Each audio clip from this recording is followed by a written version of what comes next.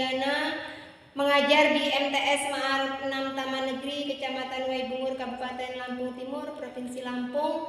Saya mengajar mapel akidah akhlak. Di sini saya akan mengambil video UKIN pada hari ini, hari Rabu tanggal 7 Mei tahun 2025 untuk mengikuti PPG Batch 1 2025 di LPTK IAIN Manado. Bagaimana kabarnya anak-anak hari ini? Alhamdulillah. Sebelum mulai pelajaran, mari kita berdoa bersama-sama. Ketua kelas yang akan dipimpin. Ucap doa mulai.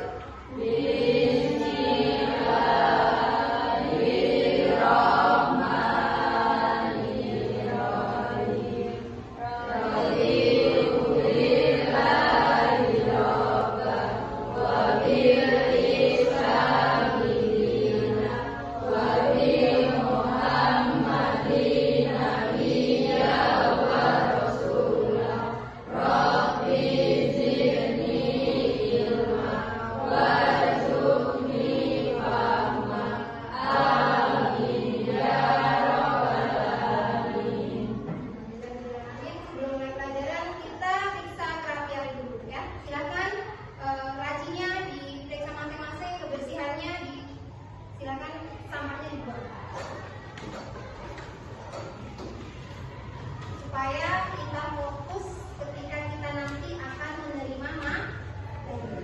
Oke, sebelumnya ibu absen dulu ya.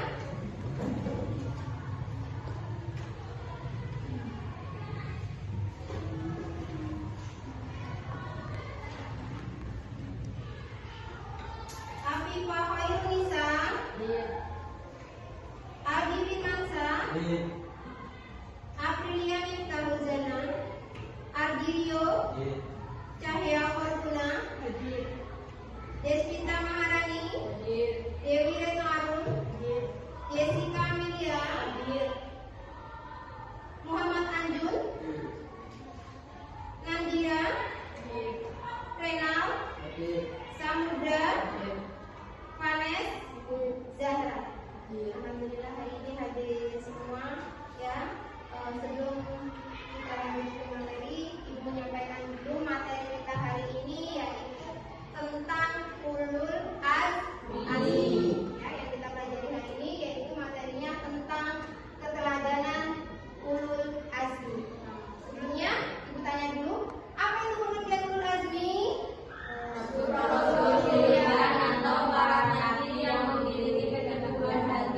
Rasul-rasul pilihan yang memiliki keteguhan hati. Oke, kita di sini mau menceritakan kisah ya, kisah para nabi atau ulul azmi ya.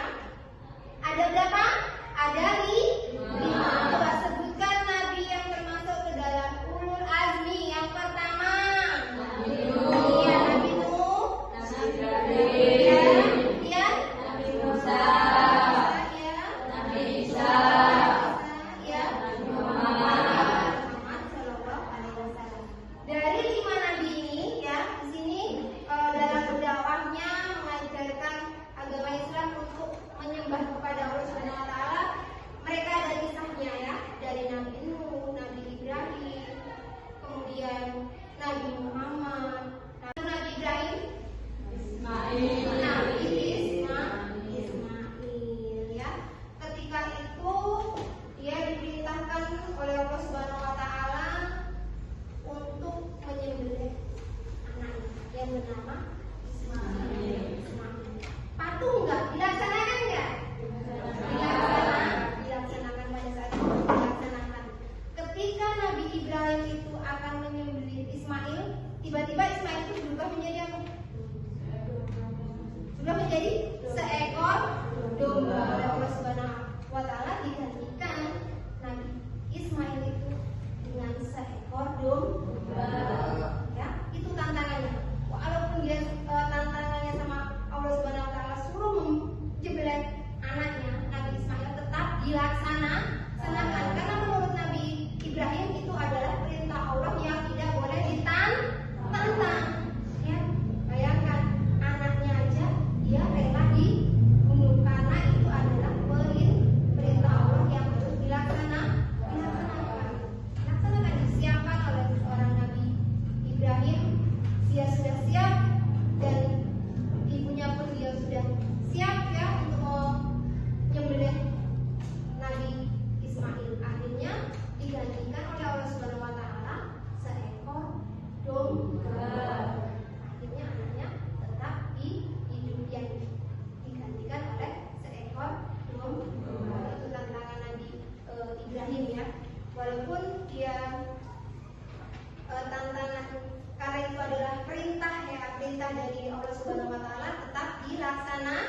dilaksanakan.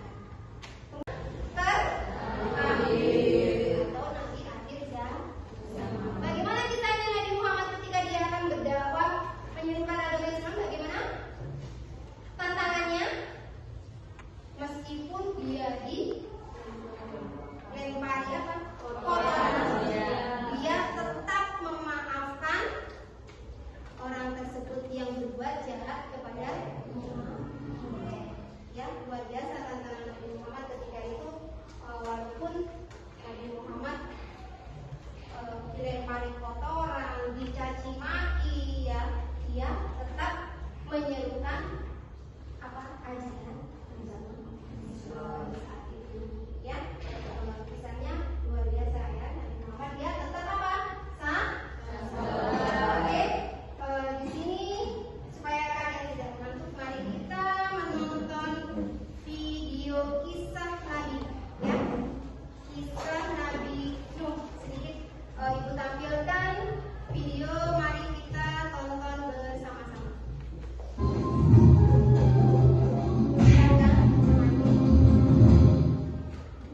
Kisah Nabi Nuh alaihissalam. Setelah Nabi Idris alaihissalam wafat, sedikit demi sedikit iman masyarakat mulai menipis. Iblis dan pasukannya semakin gemar menggoda mereka. Kemudian mereka mulai senang membuat patung. Mereka membuat patung untuk menghormati para pahlawan, leluhur, tokoh-tokoh yang sudah mati. Patung-patung itu diberi nama sesuai nama para tokoh itu. Dari sekedar menghormati, lama-kelamaan mereka mulai menyembah patung-patung itu. Mereka percaya bahwa patung-patung itu mempunyai kehebatan dan kekuatan yang bisa melindungi dan menentukan nasib mereka. Di antara patung-patung yang disembah itu ada 5 yang paling mereka agungkan, yaitu Wa'ad, Suwa, Yahud, Yauk, dan Nasr. Inilah asal mulanya manusia menyembah patung dan berhala. Tentu saja ini semua hasil pekerjaan iblis dan pasukannya yang berusaha sekuat tenaga menyesatkan manusia agar tidak menyembah Allah dan masuk neraka bersama mereka. Allah tidak membiarkan manusia tersesat semuanya tanpa petunjuk. Maka Allah memilih Nuh alaihissalam untuk mengingatkan kaumnya agar mereka meninggalkan penyembahan dan berhala dan kembali menyembah Allah Subhanahu wa Ta'ala. Siapakah Nuh alaihissalam? Nuh adalah cucu dari Nabi Idris. Fisiknya kuat, terbukti dari umurnya yang sangat panjang, sekitar 1000 tahun. Hatinya mulia dan sabar luar biasa. Pikirannya juga sangat cerdas, rendah hati, soleh, dan taat kepada Allah. Nabi Nuh adalah Rasul Allah Subhanahu wa Ta'ala yang pertama. Sebelumnya, Allah hanya mengangkat nabi-nabi saja. Mulailah Nabi Nuh berdakwah kepada kaumnya. Nabi Nuh mengajak mereka untuk memohon ampun atas dosa-dosa mereka dan kembali menyembah Allah agar tidak terkena azab dari Allah. Sangat tekun Nabi Nuh mengajak kaumnya dengan berbagai cara, dengan terang-terangan di hadapan banyak orang, dengan diam-diam mendatangi seorang demi seorang, berulang-ulang siang dan malam selama kurang lebih 950 tahun lamanya. Tetapi sedikit sekali yang mengikuti seruan Nabi Nuh. Kebanyakan dari pengikutnya ini adalah orang miskin dan pekerja kasar. Jumlahnya sekitar 80 orang. Yakni sebagian besar kaumnya tidak mau mengikuti ajaran Nabi Nuh. Mereka bersikap angkuh dan sombong dengan menutup rapat-rapat telinga mereka jika Nabi Nuh mulai berbicara untuk mendakwahi mereka. Bahkan mereka menantang Nabi Nuh agar mendatangkan azab yang diancamkan oleh Allah Subhanahu wa Ta'ala. Nuh, sudahlah, berhenti bicara. Percuma, kami tidak akan percaya. Sekarang begini saja, datangkan azab itu pada kami.